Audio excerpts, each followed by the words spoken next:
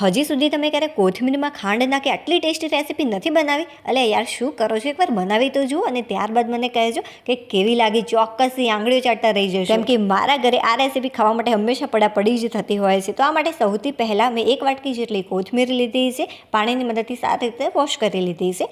આની અંદર 3 થી 4 ચમચી ભરીને ખાંડ એડ કરી છે, 2 તીખા લીલા મરચાં કટ કરીને એડ કર્યા, સ્ટ્રોંગ ફ્લેવર માટે 3 થી 4 કળી લસણની, 5 ચમચી કરતાં થોડુંક વધારે મેં મીઠું લીધું છે અને 5 ચમચી જેટલો સંચર પાવડર એડ કરીશું. જો સંચર પાવડર ન હોય તો આના વગર પણ તૈયાર કરી શકાય છે, તો પણ બેસ્ટ જ રિઝલ્ટ તમને મળવાનું છે.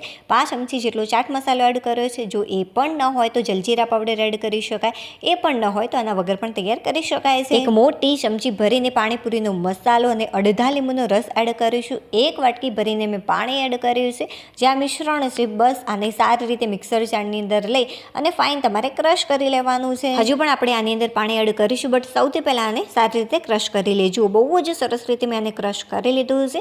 હવે એ જ વાટકીની મદદથી હું આની અંદર 1 વાટકી ભરીને પાણી એડ કરું છું. સારી રીતે એકવાર આને મિક્સ કરી લઈશું. જ્યારે ફ્રેન્ડ્સ ઘરમાં ફુદીનો ન હોય ને પાણીપુરીનું ખરેખર ખૂબ જ ટેસ્ટી અને લાજવાબ પાણી તમારે ખાવું હોય તો ચોક્કસથી આ રીતે બનાવજો. ખરેખર સુપર્બ લાગે છે. તમને જે મસાલો ઓછો લાગે છે તમે અત્યારે લાસ્ટમાં પણ એડ કરી અને મિક્સ કરી શકો છો. બાય.